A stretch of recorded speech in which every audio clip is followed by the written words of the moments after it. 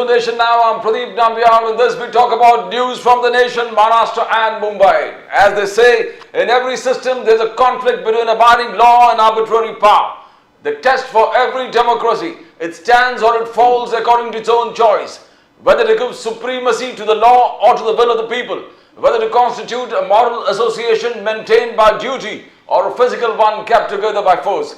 आज के इस कार्यक्रम में we discuss about how the India Alliance, प्राइम मिनिस्टर मोदी जी का कहना है कि इंडिया अलायंस बार बार सनातन धर्म को हर्ट कर रहा है, continuous hurt. We saw what Jitendra Awad said, and the other good thing we probably discuss is about China ने जिस प्रकार से नरेंद्र मोदी साहब का पॉलिसीज को अप्रिशिएट किया, कहा कि नरेंद्र मोदी जी ने इंडिया को एग्रेसिव बना दिया है, फॉर्मिडेबल कंट्री में इकोनॉमिक पॉलिसीज है, सोशल पॉलिसीज है, फॉरेन पॉलिसीज है.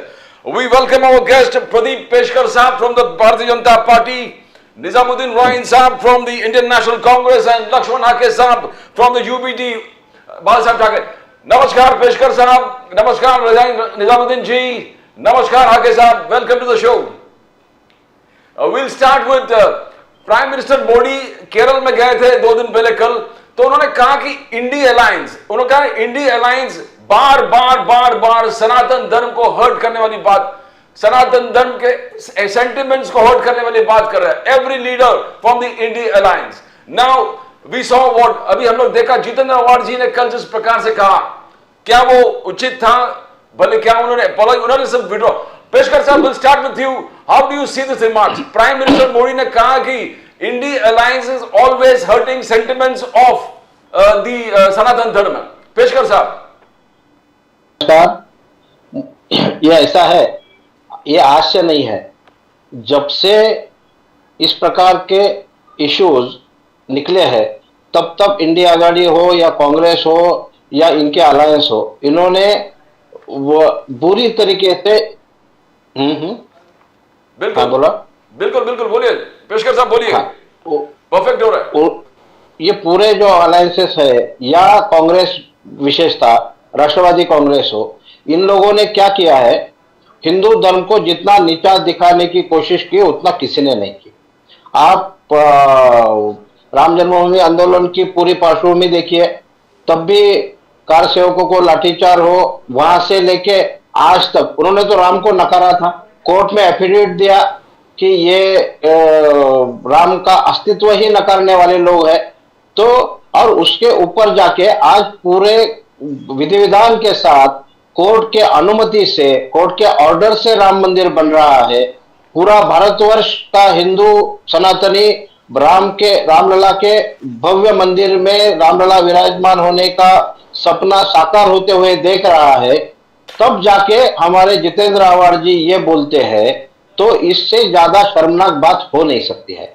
सनातन का जो अपमान करेगा, उनको उनकी जगह जनता बिल्कुल पहले ही दिखा दी है, और भी वो उद्ध्वस्त हो जाएंगे, ऐसा मुझे लगता है. मुझे आश्चर्य तो इसका लगता है कि उनके साथ में बैठे हुए जो यूबीटी है या दूसरे अलायंस है, वो शांत क्यों है?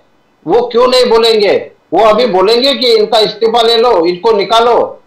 जितेंद्र आवाड जी का क्या करना चाहते हैं ये? तो इनको पूरी तरीके से जनता जवाब देने वाली है. और अभी राम का रथ जो है, वो कोई रोक नहीं सकता है. यस, बोलिए पेशकर साहब.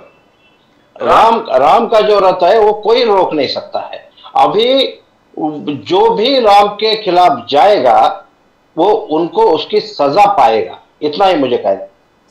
राम के खिलाफ जो जाएगा वो सजा पाएगा. हाके साहब, मैं आपके पास आता हूं. पहले कांग्रेस के निजामुद्दीन साहब से. निजामुद्दीन जी, ये क्या है कि India alliance, prime minister Modi साहब ने कहा कि इंडिया अलायंस का एक ही चीज है कि बार बार सनातन धर्म पे आलोचना करे, सेंटिमेंट्स को हर्ट करे. अभी जितेंद्र अवार्ड जी मींस व्हाट थे, जरूरी था, कैसे लग रहा, क्या बोलेंगे आप इसके बारे में, अवार्ड साहब के बारे में? देखिए, ये जितेंद्र अवार्ड का व्यक्तिगत मत हो सकता है. दूसरी चीज, बीजेपी की बपौती नहीं है. राम या हिंदू या सनातन धर्म बीजेपी की कोई ठेकेदारी नहीं है. आप आरएसएस के 5 जन और उनके दोनों नेताओं का स्टेटमेंट पढ़िए. जिस स्टेटमेंट के बारे में अभी चर्चा हुई है, आपको सामने आ जाएगी. और जिस भव्य मंदिर या जिस राम की बात कर रहे हैं, देश में ऐसा कोई व्यक्ति है क्या जिसने कहा हो कि हम जो है राम के रथ को रोक रहे हैं। किसी ने कहा क्या? ये उनका खुद का सपना है लोगों को धोखा देने का, लोगों को बेवकूफ बनाने का सपना है। देश से एक भी आदमी को ला नहीं सकते जिसने ये कहा हो कि मैं राम के रथ को रोक रहा हूं, या किसी को ये ला सकते हैं क्या जिसने ये कहा हो कि राम मंदिर नहीं बनना चाहिए, उसका उन्होंने विरोध किया हो? ये ठेकेदारी साबित करने का काम कांग्रेस वालों ने किया है। सुनिए पहले, कांग्रेस के वकील पहले लगा के सुनिए। किया है, अब कि आप राम जब का बात अस्तित्व कर लगा रहा है। देखिए साहब, जब भी आप बात कर रहे थे मैंने आपको बोला आप शांति से सुनिए, उनको जरा आप बोलने दो। शांति से सुनिए, फिर आपका जब समय आएगा आप जवाब देना। बोलो बोलो बोलो बोलो। जब पूरे देश में एक बार कोर्ट ने निर्णय दे दिया तो बीजेपी ढिंढोरा पीट रही है कि हमने किया। अरे आपने क्या किया? इस देश की सुप्रीम कोर्ट ने किया, और सुप्रीम कोर्ट पूरे देश के सर्वोच्च न्यायालय है, उसने निर्णय दिया, पूरे देश के लोग उसमें सहभागी हैं और पूरा सहयोग कर रहे हैं। कौन ऐसा व्यक्ति है, कौन सा ऐसा दल है जो रोक रहा है? अगर कोई व्यक्ति व्यक्तिगत तौर पर किसी धर्म का या किसी चीज का अनादर करता है, वो उसका जवाबदार है। रही बात हिंदुत्व के केरला में बात करने की, आज तक केरला में उनकी एंट्री नहीं हुई, आज तक उनकी साउथ में हालत आप देख ही रहे हो। तो ये जो उनको देश के प्रधानमंत्री को और इस राजनीतिक दल के सरकार को चाहिए कि डेवलपमेंट पे भी कोई बात करो ना। इस देश में डेवलपमेंट का विषय है, बच्चों के पढ़ाई का विषय है, दर्जनों लड़कियों के साथ अभी गैंगरेप हो रहा है, उसमें इनके मंत्री से लेके विधायक तक शामिल है, उस पर चर्चा नहीं करते हैं, मौनी बाबा की तरह चुप रहते हैं। बात कहां करते हैं? हिंदू धर्म की। जो रोकेगा, अरे क्यों कोई रोकेगा? ये भारत में राम के रथ को रोकने वाला कौन है? और क्यों कोई रोकेगा? जब पूरी दुनिया भर में और भारत के सारे धर्म के लोग भगवान राम को इमामुल हिंद कहते हैं, तो ये कौन होते हैं उनको बताने वाले? आप बताएंगे तो हम मानेंगे। अरे जो चीज पूरे दुनिया में सबको चर्चित है, सबको मालूम है, उसमें आप दूसरों को बदनाम करने की साजिश क्यों करते हैं? आप आरएसएस के 5 जन के उन विषयों को पढ़िए जो कल भी उन्होंने कहा है कि हम किस चीज को रोकेंगे, किस चीज को नहीं रोकेंगे। तो ये तो आप राजनीतिक लाभ लेने के लिए धर्म के आड़ में इस तरह की चर्चा करते हैं। कोई भी आदमी, कोई भी भारतीय, चाहे वो मुस्लिम हो, चाहे हिंदू हो, चाहे सिख हो, चाहे जैन हो, न उसने कभी राम का विरोध किया, न आज वो विरोध कर रहा है। ये आपके अपने दिमाग की उपज है कि लोगों को इसमें उलझाओ और धर्म के अफीम चटाकर इसका नुकसान करो। यही, इसके अलावा बीजेपी के पास कोई एजेंडा नहीं है। अगर एजेंडा है तो डेवलपमेंट पे बात करो, एजेंडा है तो इस देश की गरीबी पे बात करो, एजेंडा है देश के भुखमरी पे बात करो, एजेंडा है तो गंगा सफाई के अभियान पर बात करो, जहां हजारों करोड़ आपके लोग डकार गए।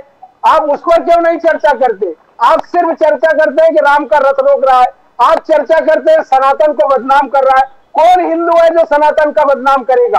और अगर कोई हिंदू उस पर यह बात कह रहा है तो हिंदू धर्म के ठेकेदारों को तय करना है ना, कि हम तय करेंगे, आप कोई राजनीतिक दल तय करेगा, या सिर्फ ठेका है राजनीतिक दल बीजेपी का हिंदुओं के ऊपर? क्या बाकी के राजनीतिक दल हिंदू नहीं है उसमें? क्या वो लोग हिंदू धर्म को नहीं मानते? क्या वो भगवान राम में आस्था नहीं रखते? क्या वो सीता माँ में आस्था नहीं रखते? क्या वो गंगा में आस्था नहीं रखते? तो आपका ये कोई बपौती नहीं है कि आप अकेले का सनातन है और आप सनातन के रक्षक हैं। इस देश में 130 करोड़ हिंदू हैं, वो भी इसके रक्षक हैं। इसलिए आप डेवलपमेंट की बात करिए, अपने सरकार की बात करिए कि उन्होंने इस देश को जो दिया है।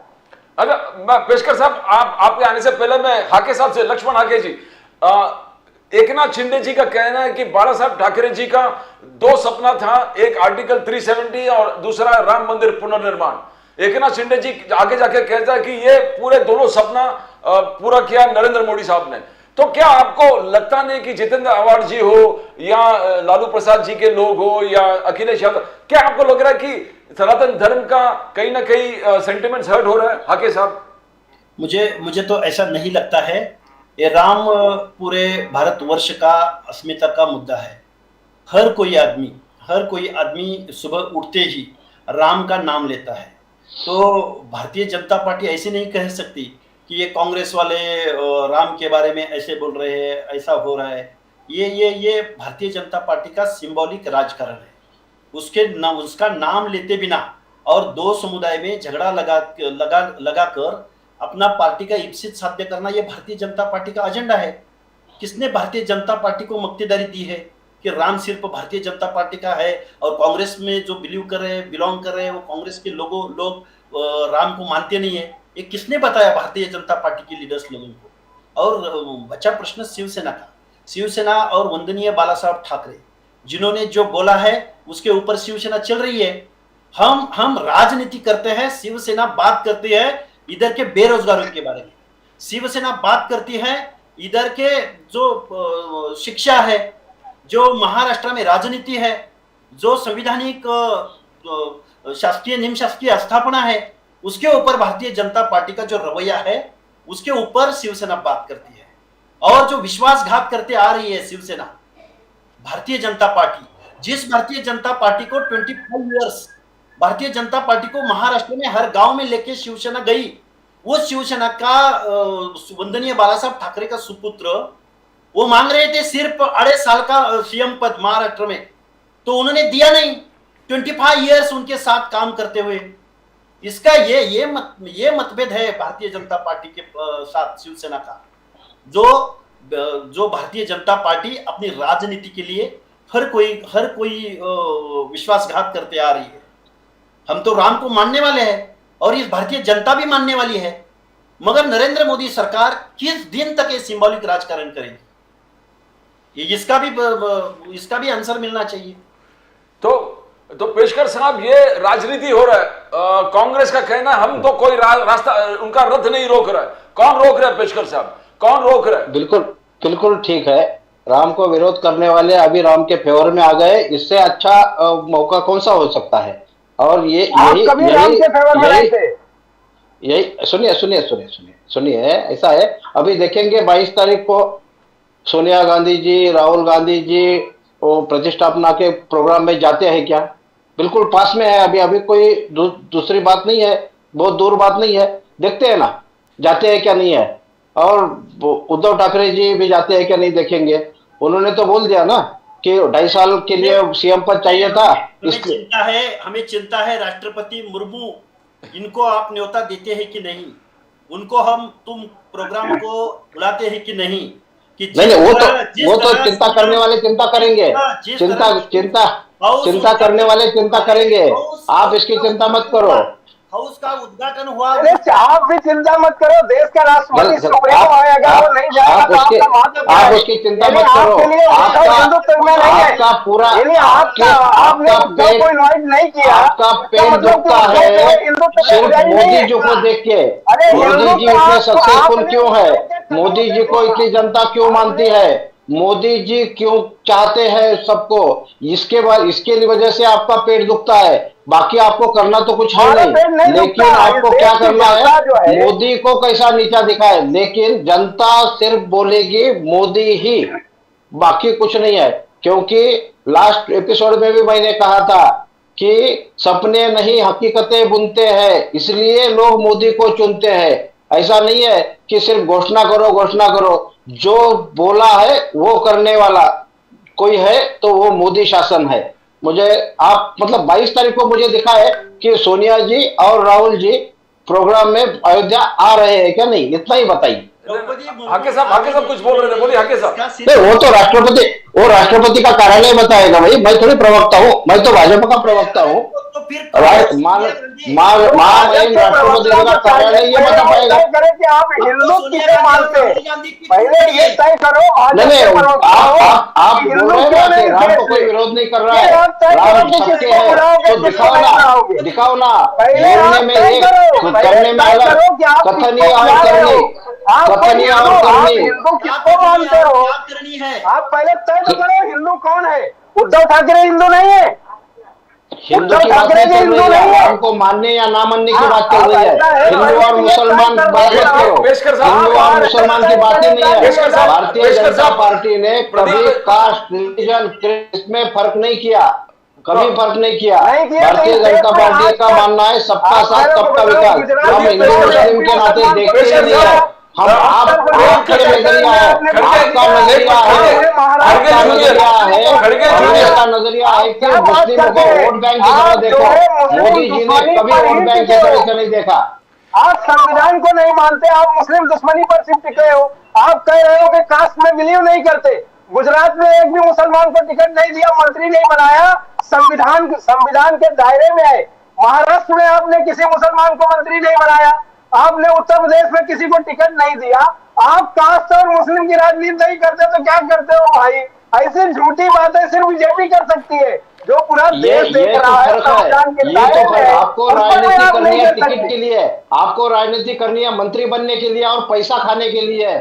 हम राजनीति करते हैं जो गरीब तबके का मुसलमान है, गरीब तबके का हिंदू है, गरीब तबके का सिख ईसाई कोई बंधु हो, उस तक सुख से रोटी पहुंचे, उनका विकास हो, इसलिए हम राजनीति करते हैं। ना कि ये चेहरा और धर्म देख के टिकट देते हैं, ना कि चेहरा और दाम और धर्म देख के उसको मंत्री बनाते हैं। मंत्री जिसको बनाना है वो बन जाएगा, लेकिन हम मुस्लिम और हिंदू देख के मंत्री नहीं बनाते। हमको तो गरीब लोगों के लिए, अंत्योदय के लिए शासन चलाना है। आपका यही प्रॉब्लम है आपका। पेशकर साहब, खड़गे जूनियर प्रियांक खड़गे ने कहा राम मंदिर तो आप बना रहे हो, राम राज्य कभी आएगा? राम संविधान में लिखा है क्या? मुझे दिखाओ ना, मुस्लिमों को मंत्री करो, ये संविधान में लिखा है क्या? धर्म को देखकर टिकट दो, संविधान में लिखा है क्या? क्या बात कर रहे हैं मंत्री? धर्म को देख के टिकट दो लिखा है क्या संविधान में? धर्म को देख के टिकट दो ऐसा लिखा है क्या संविधान में? बताइए, धर्म को देख के टिकट देना है क्या? ये तो कांग्रेस का चश्मा है, ये कांग्रेस का नजरिया है। धर्म को देख के आप टिकट देंगे? जो समाज में लोकप्रिय है, जो समाज का काम करता है, उसको टिकट मिलेगा और मंत्री भी बनेगा, लेकिन काम करेगा सबके लिए। कोई धर्म देख के टिकट नहीं देना चाहिए, ये संविधान में लिखा है क्या? पेशकर साहब, खड़गे जूनियर ने कहा कि राम मंदिर तो आपने बना दिया, राम राज्य कभी आएगा? राम राज्य, उन्होंने कहा कि मोदी साहब ने अपना प्रॉमिसेस कुछ फुलफिल नहीं किया, खड़गे जूनियर का कहना है। तो इस पे आपका क्या राय है? बिल्कुल। भारतीय जनता पार्टी एक ऐसी पार्टी है जो परफॉर्मेंस पे अपने वोट मांगती है, परफॉर्मेंस पे। और आज गुड गवर्नेंस का जमाना है, और गुड गवर्नेंस में आप देखिए क्या क्या रिफॉर्म्स हुए हैं, कितने लोगों तक पूरी योजनाएं पहुंची है। ठीक है, मैं भी मानता हूं कि कहीं तक पहुंची नहीं होंगी, लेकिन अभी अगले तीसरे टप्पे में तीसरी बार जब शपथ लेंगे तब जरूर सबका साथ, सबका विकास और सबका सपना भी पूरा होगा। ये खड़गे जी तो बोलेंगे ना, उनको बोलने के लिए अभी बचा कुछ है नहीं, तो यही बोलेंगे। लेकिन ये मुझे अच्छा लगा, उनका मैं स्वागत करता हूं कि उनको महात्मा गांधी जी के बाद आज राम राज्य याद आ गया। इसमें जब कांग्रेस की सत्ता थी तब तो इंदिरा राज था, तब राजीव राज था, पूरा कांग्रेस राज था, सोनिया राज था। रामराज वहां क्यों नहीं आया? तब रामराज तो भूल गए थे। आज रामराज की याद आ रही है क्योंकि मोदी जी चल पड़े हैं, चल रहा है रामराज। आप बोलिए ना, आप बोलिए, मोदी चल पड़े हैं रामराज की स्टाइल पर, इसलिए आपको अभी रामराज याद आ रहा है। ये भी सच है, ये मोदी राज है, मोदी राज, ये रामराज बिल्कुल है। लेकिन आपको नाम्बियार साहब, अभी मैं बोलूंगा, इनके सब प्रश्नों का उत्तर दे दूंगा। बोलिए आगे साहब, बोलिए। सुनो, ये इन्होंने बात कही गरीब लोगों की, बिल्कुल इन्होंने बात कही धर्म नाम देखते हुए हम मंत्री पद देते हैं, टिकट देते हैं। हाँ। मगर ये भारतीय जनता पार्टी ने महाराष्ट्र में अभी जो प्रयोग किया, नरेंद्र मोदी साहब बोले कि 30,000 करोड़ रुपए का सिंचन घोटाला जिस अजित पवार ने किया, वो अजित पवार को डिप्टी सीएम इस भारतीय जनता पार्टी ने बनाया। ये हसन मुशर्रफ, ये विखे पाटिल, एक डजन मंत्री अभी भारतीय जनता पार्टी शिंदे, पवार और फडणवीस गवर्नमेंट में है कि जिनके ऊपर हजारों करोड़ों के घोटालों की सीबीआई जांच चल रही है। ये क्या बोलते हैं डिफरेंट पार्टी वाले? इनको ये बोलने का नैतिक अधिकार नहीं है। ये भाजपा को, ये भाजपा अडवाणी महाजन मुंडे की पार्टी नहीं है, ये पार्टी करप्ट पार्टी है। कितने उदाहरण दे दूं आपको मैं? ये राम का नाम लेते हुए समाज में दंगा फसाद घड़ाना और सत्ता में जाके बैठना। क्या महाराष्ट्र में क्या शिवसेना को, वंदनीय बाला साहब ठाकरे के सुपुत्र को विरोध करते हैं, और जिसके ऊपर 30,000 करोड़ का जो आरोप है उसको साथ में लेके सत्ता पाते हैं। ये इनका नतीजा है, ये इनका रामराज है, ये मोदी राज है, मोदी राज, ये रामराज नहीं है। इनको ऐसा है, जब तक दम्बियाल जी, बोलिए, बोलिए, मैं सुन रहा हूं। इनका ऐसा है, जब तक इनको कुर्सी दो, सत्ता दो, तब तक इनको भाजपा अच्छी थी 25 साल। और जब उनको उनकी औकात दिखाई, जब जनता ने उनकी औकात दिखाई, तब वो तो विरोधियों के साथ में जाके बैठ गए। तब विरोधियों के साथ में जाके बैठ गए आप। तब कांग्रेस के साथ कैसे गए? तब विरोधियों के साथ कैसे गए? आपने क्या बोलते हैं, कुर्सी की बात तुम करते हैं? अरे आपने बोला, आपने अभी बोला कि 2.5 साल का मुख्यमंत्री पद चाहिए था, इसलिए हम गए। आपने तो देखा सिर्फ मुख्यमंत्री होना था इसलिए गए, जनता की कोई पड़ी नहीं है। मुख्यमंत्री होने के लिए आप पूरी विचारधारा छोड़ के चले गए। वंदनीय बाला साहेब ठाकरे जी का जो कमिटमेंट था, जो हिंदुत्व था, वो छोड़ दिया और कांग्रेस के साथ जाकर बैठ गए। एक पार्टी है भारतीय जनता पार्टी, किसने बोला ये रामराज वाली पार्टी है, मोदी राज वाली पार्टी है? केस करो, आप पूरी कायदे कानून की प्रक्रिया चलाओ, केस करो, जो भी करप्शन दिखता है वहां पर आपको पूरा अधिकार है, केस करो, कानून का काम करेगा। किसी की इंक्वायरी रुकी नहीं है, सत्ता की जरूरत नहीं रहती है। आप खुद केस कर सकते हैं, आप खुद केस कर सकते हैं। आप जो भी आप कंप्लेंट करो और दिखाओ, आप कंप्लेंट करो और सामने दिखाओ। धंधा बंद हो गया क्या? आप कंप्लेंट करो और दिखाओ। आके साहब, आज रोहित पवार के एग्रो, बारामती एग्रो पे रेड आया था एनफोर्समेंट डायरेक्टरेट का रेड हुआ। रोहित पवार जी के जो फैक्ट्री है वहां पर, शुगर मिल्स है, वहां पर रेड हुआ। तो ये क्या आप वही देख रहे हैं कि opposition is being attack? Because Supriya Sule ji ने कहा 95% ऑपोजिशन लीडर्स का इन्वेस्टिगेशन चल रहा है, इंक्वायरी चल रहा है। क्या इसमें कितना सच्चाई है? मैं पहले निजामुद्दीन राइन साहब से बोल रहा हूं। राइन साहब, ये आप ही के एली है, बोलिए। साहब, अभी बीजेपी के प्रवक्ता कह रहे हैं कि केस करिए।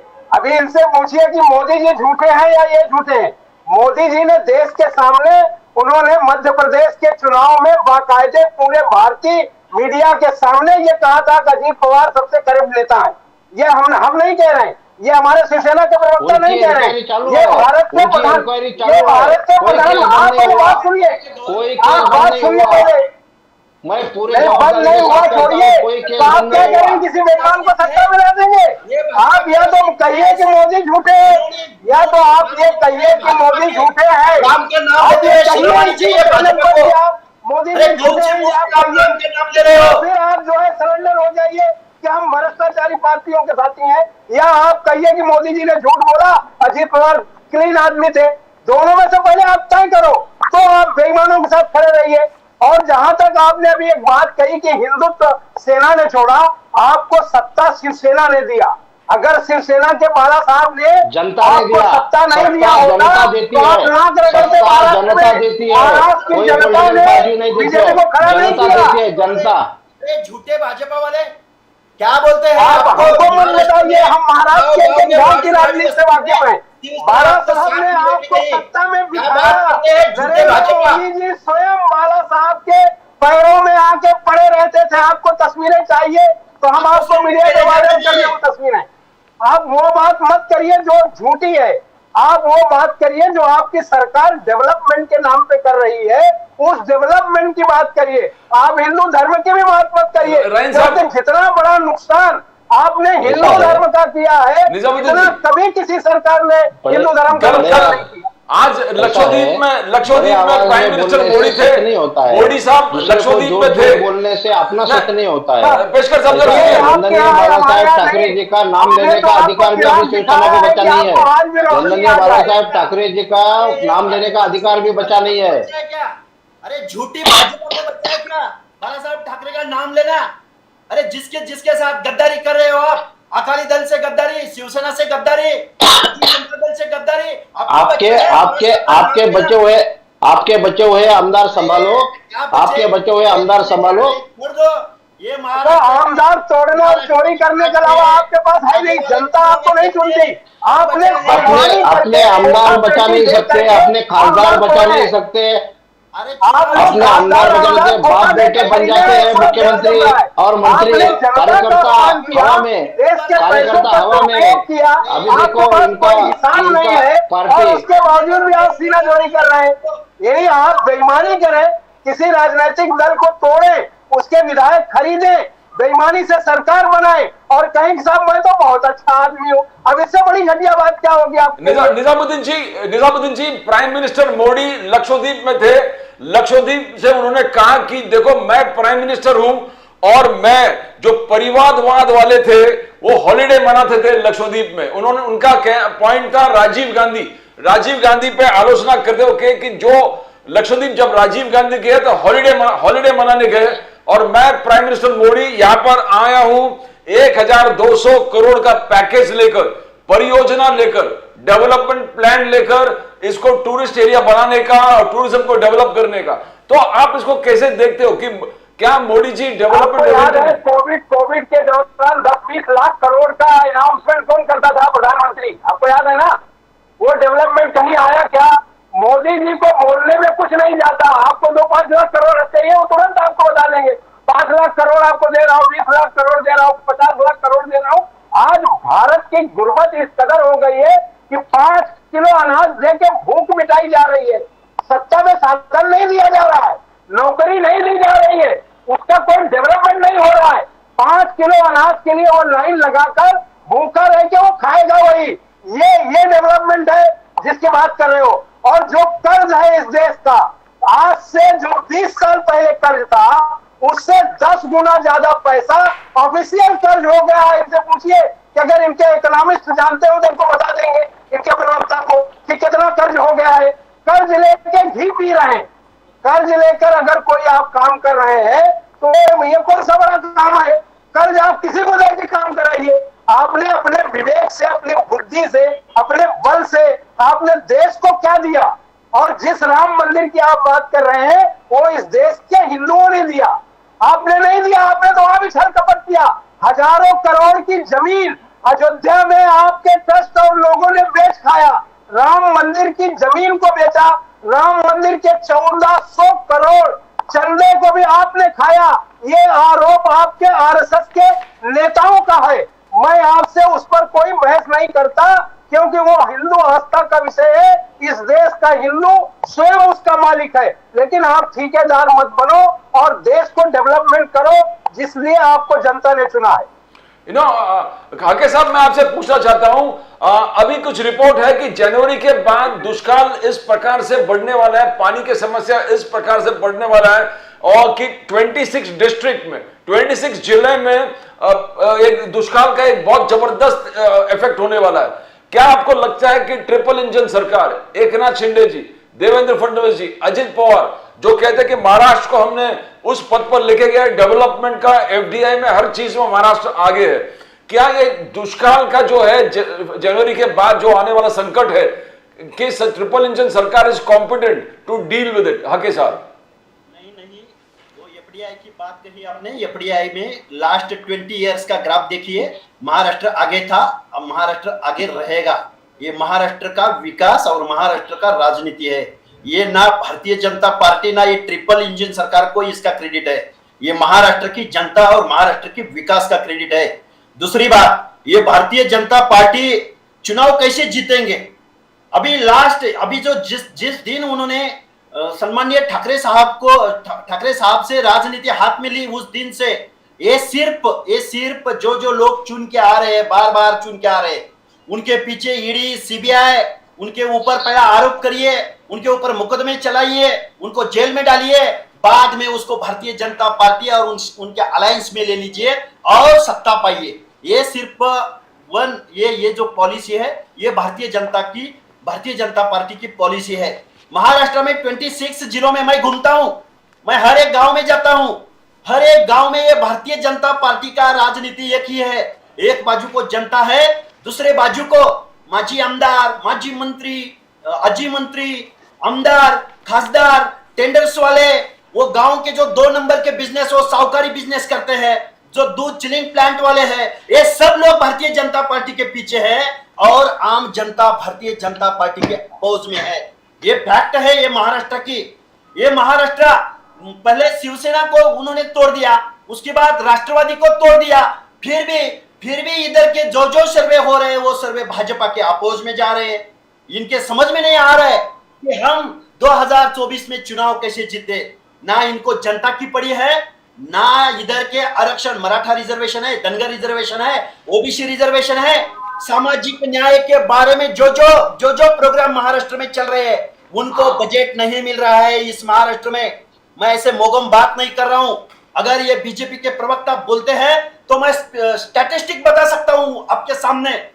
ये भारतीय जनता पार्टी है, लोगों की पार्टी नहीं है, एक टेंडर्स वाले लोगों की पार्टी है, एक पुढ़ारी लोगों की पार्टी है। तोड़ मरोड़ के भगा के सब लोगों के भाजपा और अलायंस में लाकर ये सब टोली बन गई है, चोरों की टोली है भारतीय जनता पार्टी। पेशकर साहब तारीफ बहुत की है भारतीय जनता पार्टी हक साहब ने। क्या नहीं, उद्धव ठाकरे जी अभी देखते हैं। हाँ। अभी बिल्कुल घोड़ा मैदान बहुत नजदीक है। बिल्कुल। अभी जनता किसको वोट देती है हाँ। और कौन चुन के आता है, ये चुनाव में बिल्कुल सामने आ जाएगा। क्या हो गया है, यूबीटी के लोगों को इतना गुस्सा आया है कि अपने लोग कैसे छोड़ के चले गए।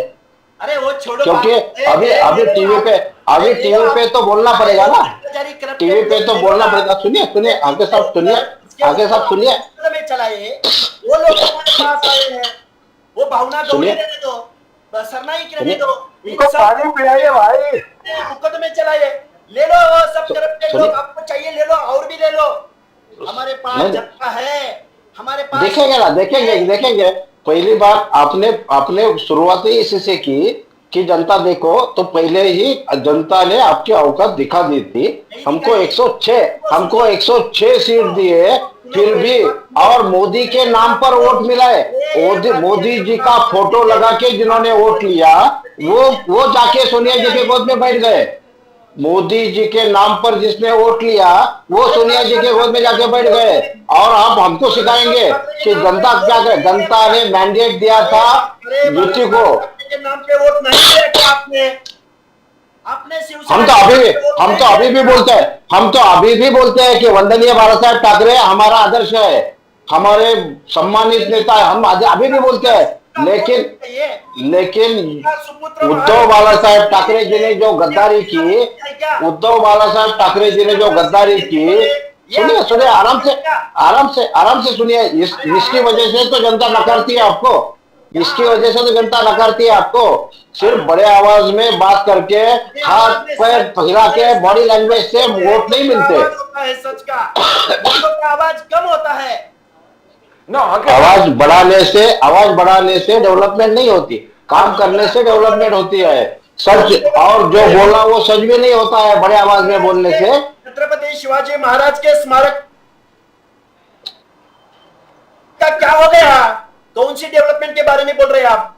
आपको तो अधिकार ही नहीं है छत्रपति शिवाजी महाराज का नाम लेने का। अपना तो अधिकार ही नहीं है, आपको तो अधिकार ही नहीं है। आपका 2.5 साल सरकार का क्या किया आपने? 2.5 साल में क्या किया?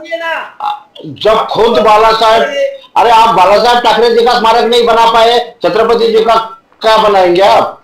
आपका ठाकरे का स्मारक नहीं बनाया, इसीलिए छत्रपति शिवाजी महाराज का स्मारक नहीं बनाया आपने।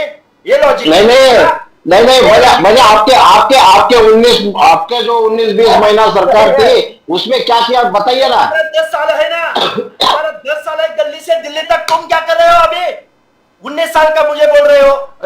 हाके साहब 10 साल सत्ता में बैठे हो, करप्ट पार्टी भाजपा। हाके साहब बीजेपी का बार बार आप पे आरोप है कि बाला साहेब कट्टर हिंदुत्ववादी, और जो आज के इंडिया अलायंस के हर घटक जो हिंदुत्व पे आरोप लगा रहे हैं, हिंदुत्व को कुछ ना कुछ कह रहे हैं, जैसे मोदी साहब कहे हिंदुत्व का या सनातन धर्म के सेंटिमेंट्स को हर्ट कर रहे हैं, तो उद्धव ठाकरे जी कैसे वो अलायंस में है? बीजेपी का कहना, जितने बीजेपी का स्पोक्स पर्सन है इंक्लूडिंग, इन सब का कहना है कि how is Uddhav Thackeray ji with the alliance, because Balasaheb Thackeray जी का सोच ही कुछ और था। कैसे होगा ये? लास्ट तक चलेगा हाके साहब? ये सम्मानीय वंदनीय बाला साहब ठाकरे का ये हिंदुत्व के बारे में एक सेंटेंस में आपको बता दूंगा। शेंडी जानवे का हिंदुत्व बाला साहब ठाकरे का नहीं था। बहुत बार बहुत सभाओं में बाला साहब ठाकरे ने बोल दिया था, हमारे महाराष्ट्र की जनता और महाराष्ट्र के सब लोगों को साथ लेके जो काम करना है वो बाला साहब ठाकरे का हिंदुत्व था। उसके राह पे सम्मानीय उद्धव जी ठाकरे साहब चल रहे हैं। बात रही भारतीय जनता पार्टी के साथ अलायंस की। ये जो भारतीय जनता पार्टी विश्वासघात की पार्टी है, जो विश्वासघात करती है, जिसका हाथ पकड़ के सत्ता में बैठती है, उसके सर पे बैठ के सत्ता पाती है। ये विश्वासघात को, इस विश्वासघात की पार्टी को उद्धव साहब ठाकरे ने उनको छोड़ दिया और हमारा अलायंस बन गया। ये क्या बात है? ये भाजपा ने इसका आंसर देना चाहिए कभी। पेशकर साहब, मतलब उद्धव जी का आरोप, हिंदुत्व छोड़कर आपने कांग्रेस के साथ में कौन बोला छोड़ा है हमने? किसने बोला आपको? ऐसा है, दिखता है ना, बोलने से क्या होता है? बोलने से जिन्होंने मुस्लिम वोट की राजनीति की, उनके साथ में जाकर आप राजनीति करने के लिए उतारू हो गए। आज बोलो ना, फिर हिंदुत्व नहीं छोड़ा ना। तो मुझे बताइए, जितेंद्र रावत का क्या करेंगे आप? जितेंद्र रावत के बारे में क्या करेंगे?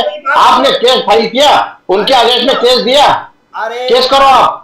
मायावती के साथ आप गए थे तो हिंदुत्व छोड़ा था क्या आपने?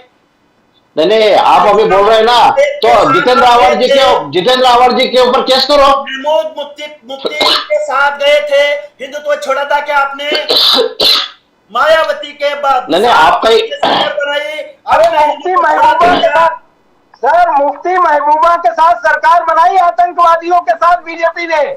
मुफ्ती महबूबा के साथ कश्मीर में सरकार बनाई है आपने। वो कौन थी?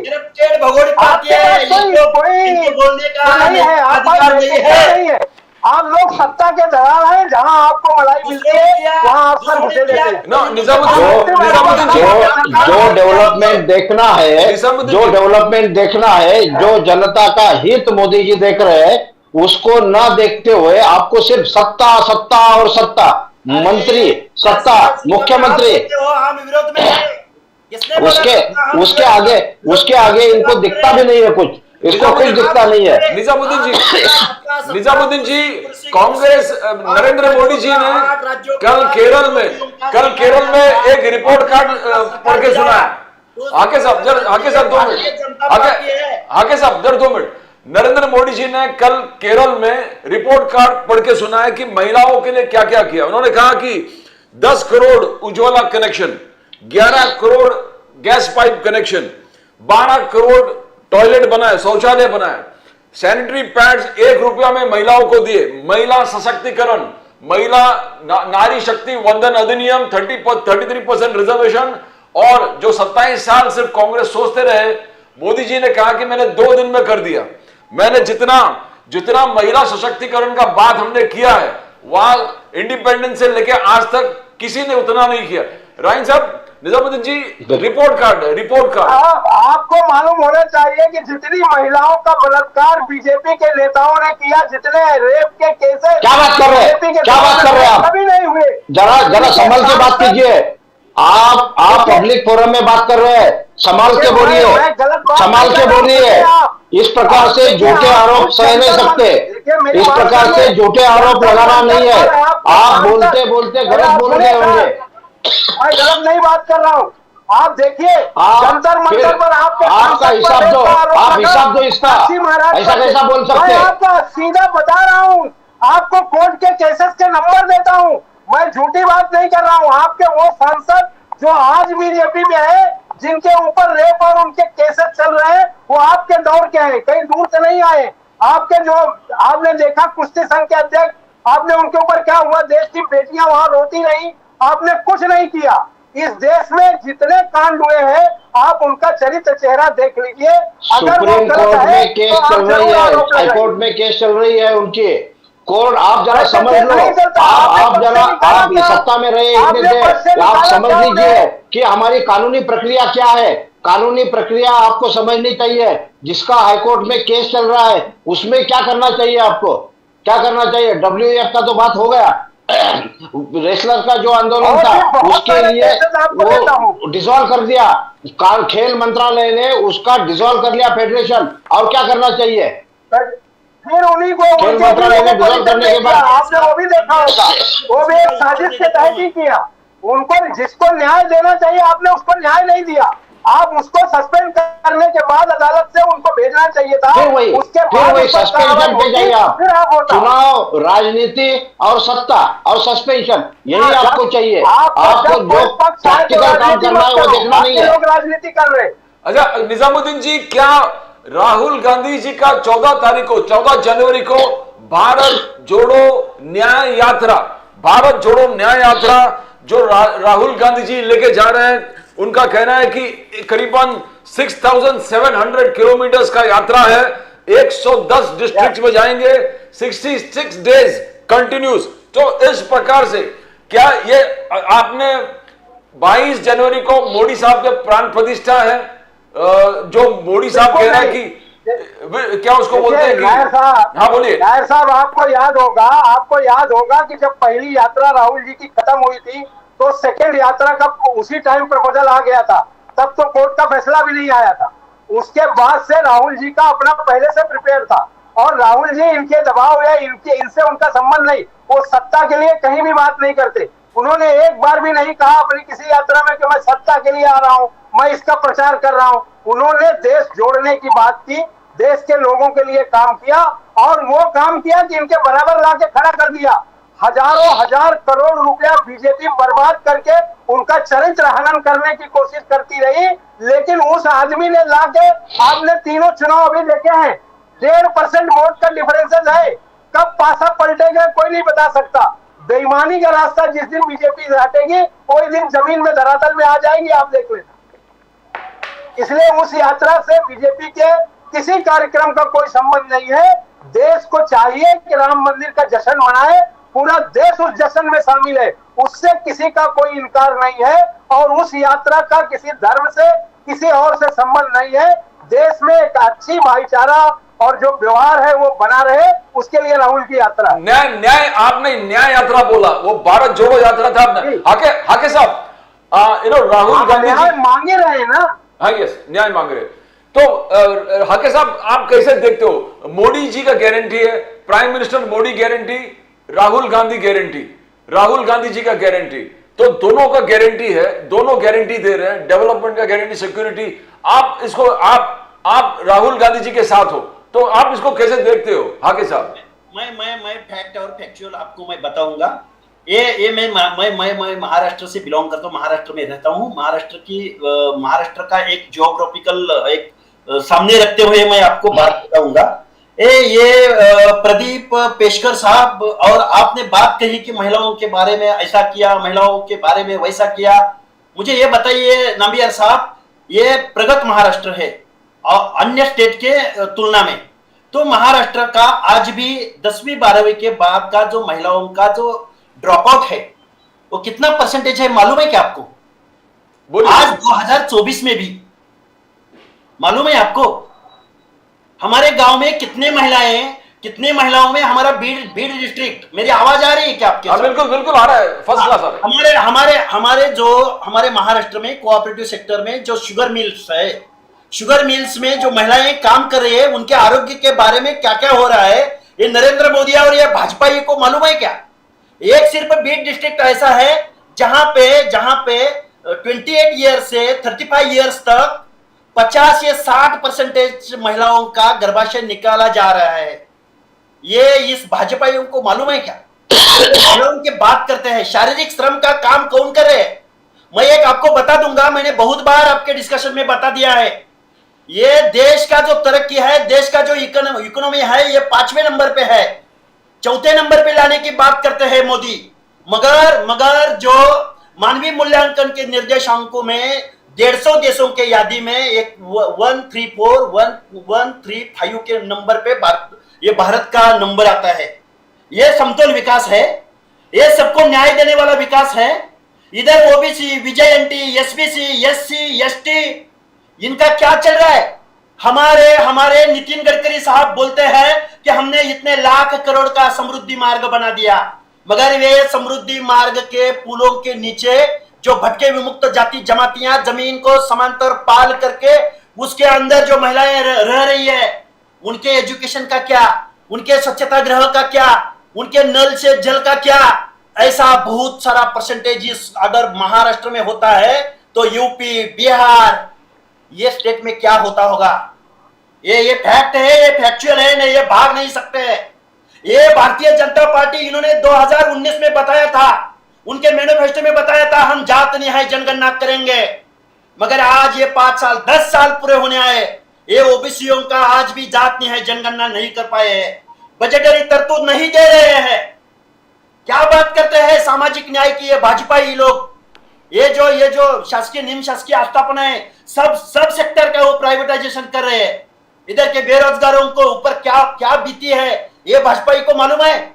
पैसा से सत्ता और सत्ता से फिर पैसा, फिर ईडी सीबीआई, ये सब है जो बार बार चुन के आ रहा है, उसके पीछे ये मुकदमा चलाइए और फिर उसको भाजपा में लाइए, अलायंस में लाइए और फिर सत्ता पाइए। ये एजेंडा है ये भारतीय जनता पार्टी का।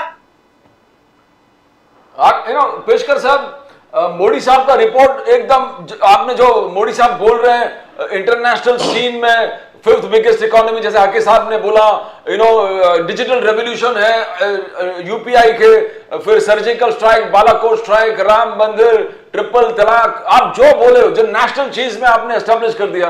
पर जो हाके साहब बोल रहे हैं वो खुद बैकवर्ड कमीशन में थे, वो इस्तीफा दे दिया बिकॉज लोकली बहुत पॉलिटिकल इंटरफेरेंस हो रहा था, उनको काम करने नहीं।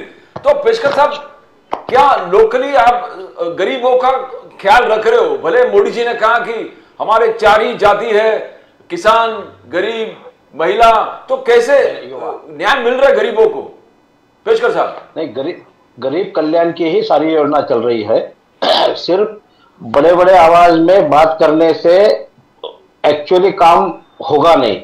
आप पूरा आप सुनिए मेरी बात, आवाज आ रहा है आपका, आवाज भी आ रहा है, आपकी मानसिकता भी समझ रही है, लेकिन प्रैक्टिकल चीज आप रिपोर्ट कार्ड देखिए। गरीब कल्याण की सरकार है, गरीब कल्याण की योजनाएं चल रही है, उज्ज्वला योजना का काम इंसाफी किया है। हमारी कम्युनिटी ना भाजपा को वोट देगी ना देवेंद्र फडणवीस।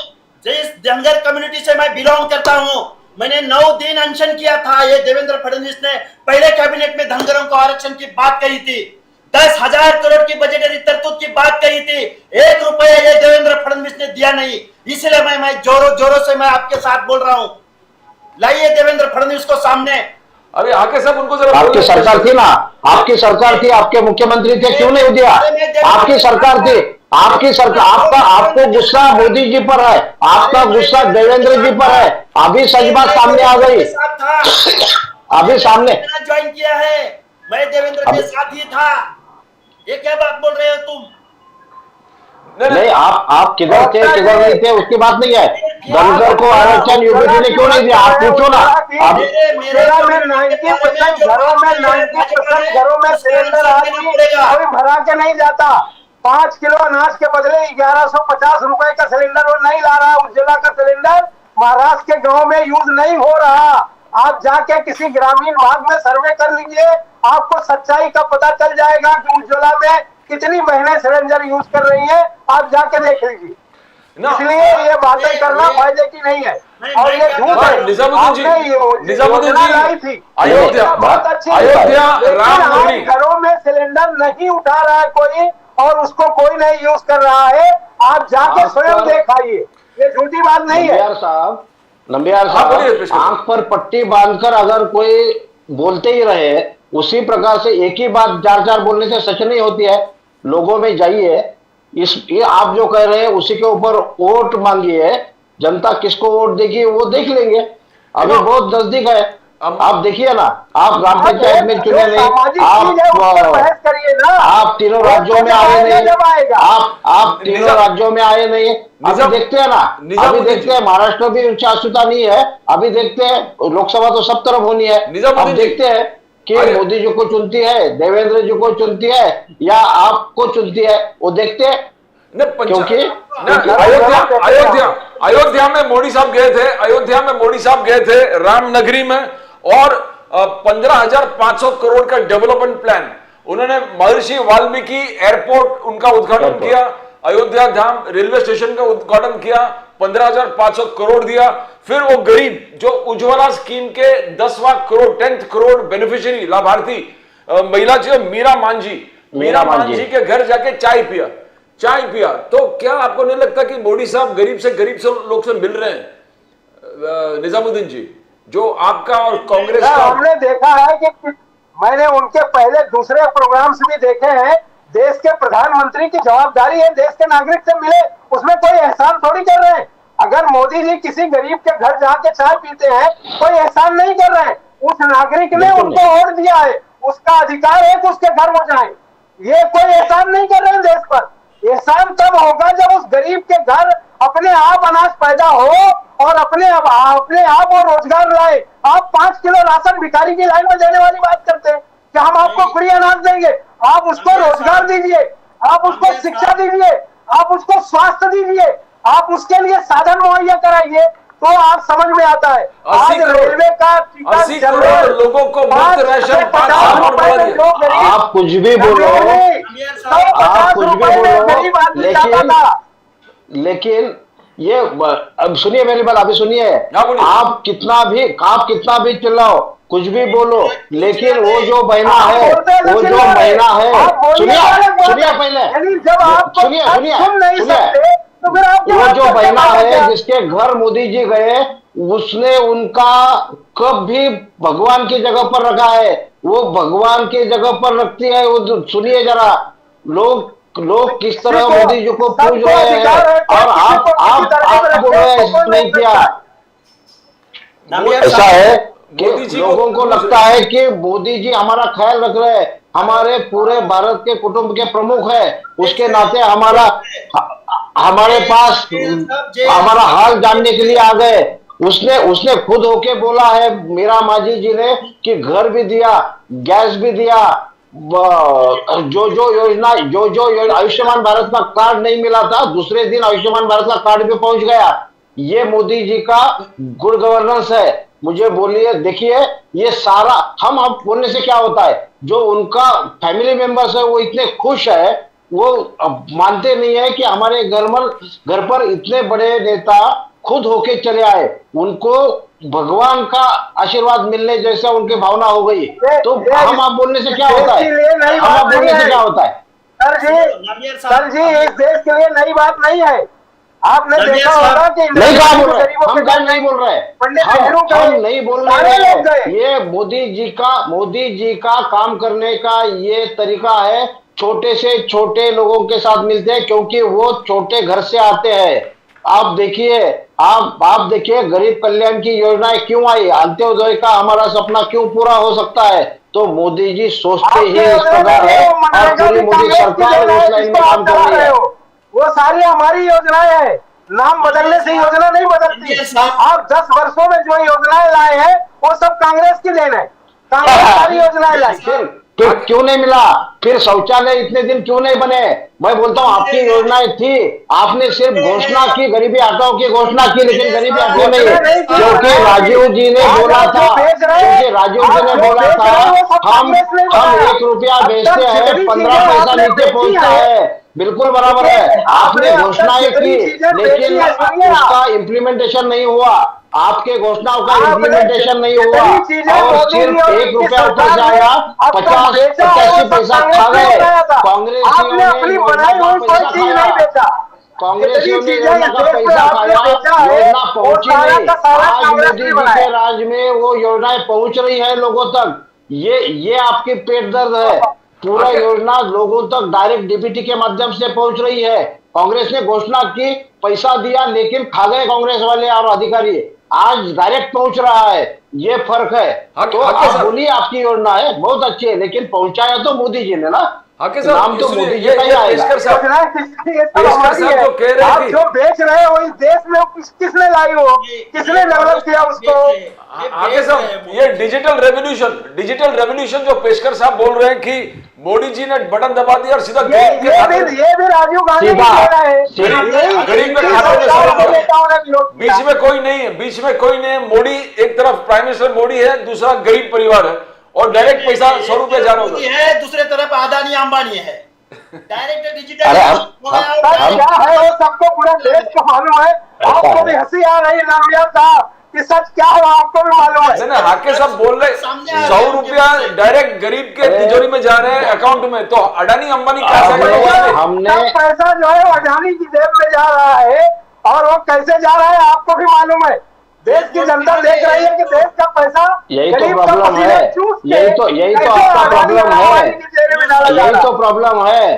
पहले अंबानी के पीछे लगे, पहले अंबानी के घर के नीचे जिलेटिन रख दिया, अभी अदानी के पीछे लगे हैं। उद्यमियों का सम्मान करना सीखो। जब उद्यमी इस देश का भविष्य है, उद्यमी इस देश के लिए रोजगार निर्माण करेंगे, उद्यमियों को सम्मान दो। वो टैक्स देते हैं, उसी टैक्स से गरीबों का कल्याण कर सकती है सरकार। उद्यमियों का इंसल्ट करके कुछ नहीं मिलने वाला है, उद्यमियों का इंसल्ट करके कुछ नहीं मिलने वाला है।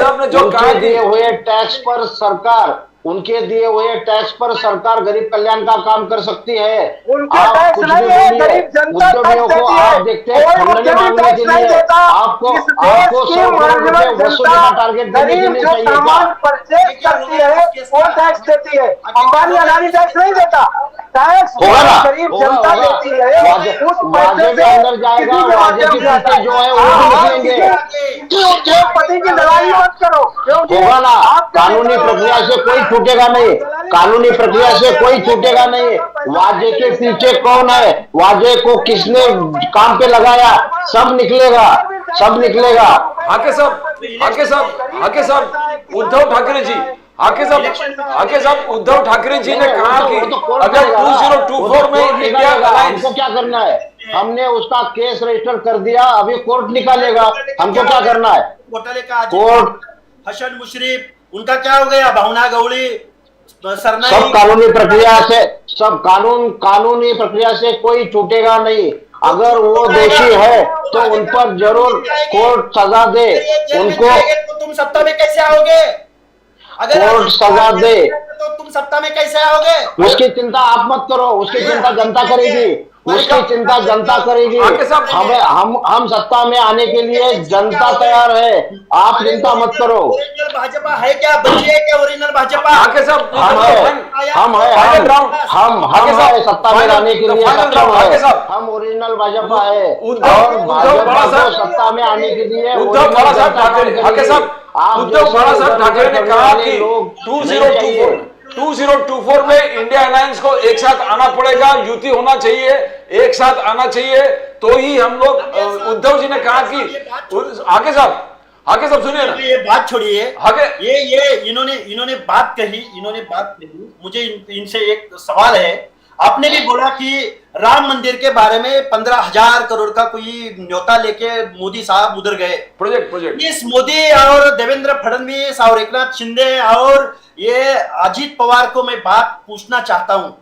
ये इस महाराष्ट्र में आधे से ज्यादा ओबीसी, विजेएनटी, एसबीसी प्रवर्ग के लोग हैं।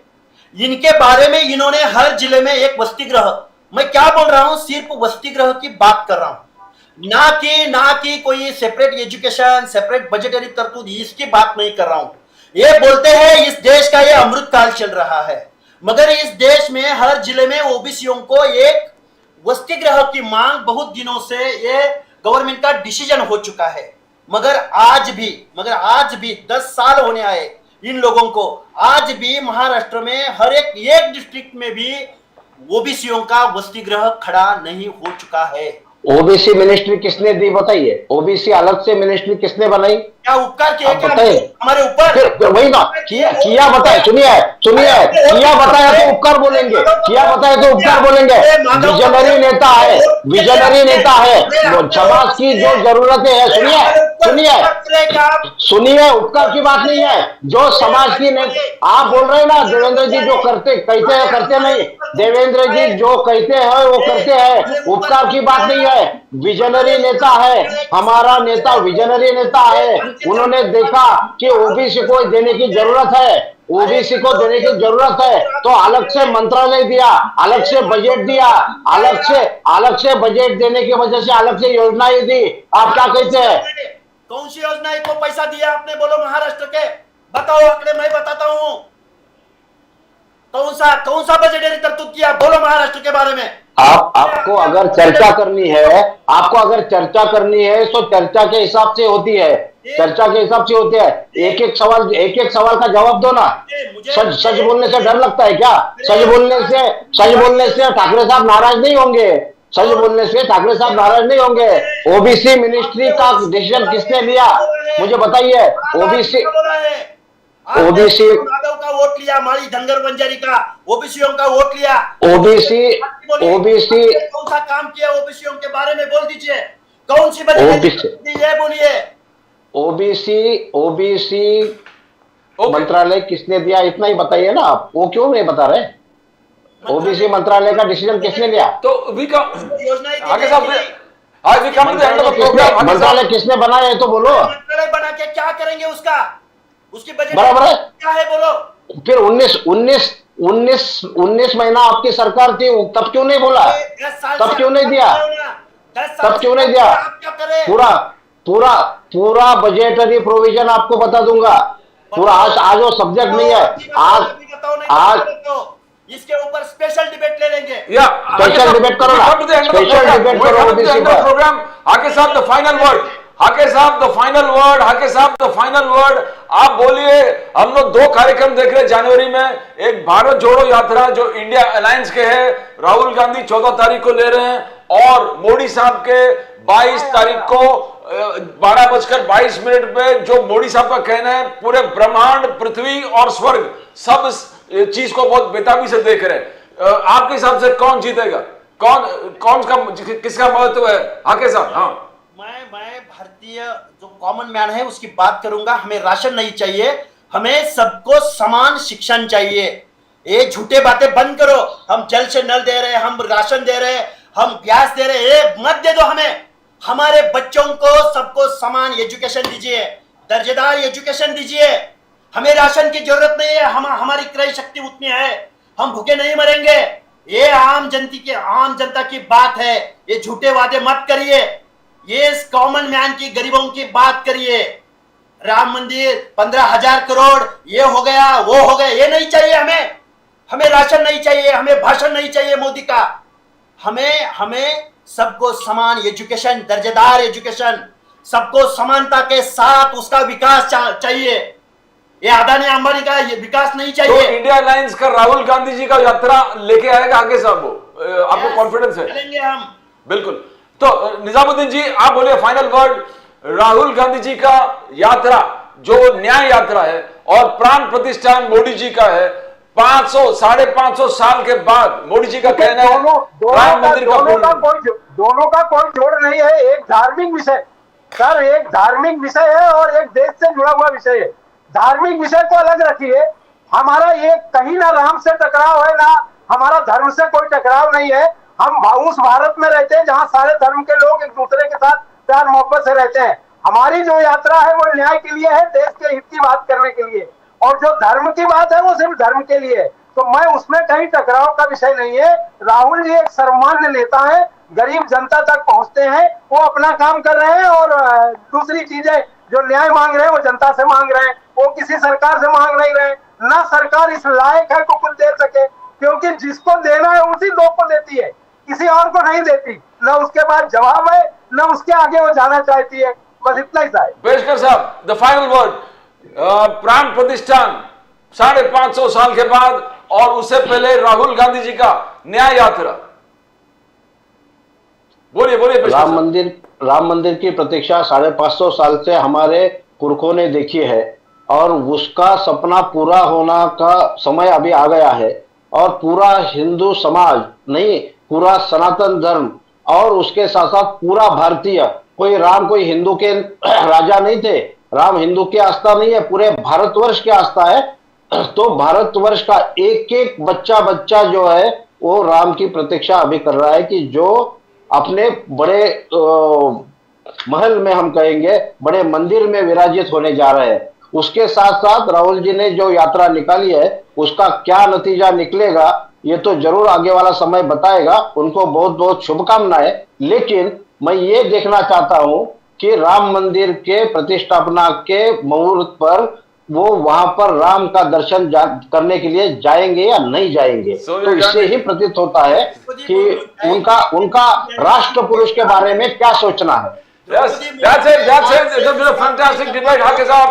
Thank you, Pradeep Peshkar Saab. Thank you, Lakshman Hake Saab. Thank you Nizamuddin Rain ji. बहुत जबरदस्त डिबेट हुए, लोग बहुत चाहेंगे जिस प्रकार से डिबेट हुआ. थैंक यू वेरी मच हाके साहब. Will continue tomorrow. Next day वापस आएंगे. आपका जितना वेदना है हम पूरे 1 घंटा ले लेंगे. Thank you so much all. Thank you so much Peshkar साहब. थैंक यू लक्ष्मण हाके साहब. Thank you Nizamuddin Ryan ji, thank you so much. It has been a fantastic debate. It has been a fantastic debate. The people enjoyed a very, very constructive debate. Now, this, what the Constitution says, we the people hereby resolve to constitute India into a sovereign, socialist, secular, democratic republic and to secure to all its citizens justice, equality, liberty and fraternity. Justice is social, economic and political. Equality before the law and equal protection of rights.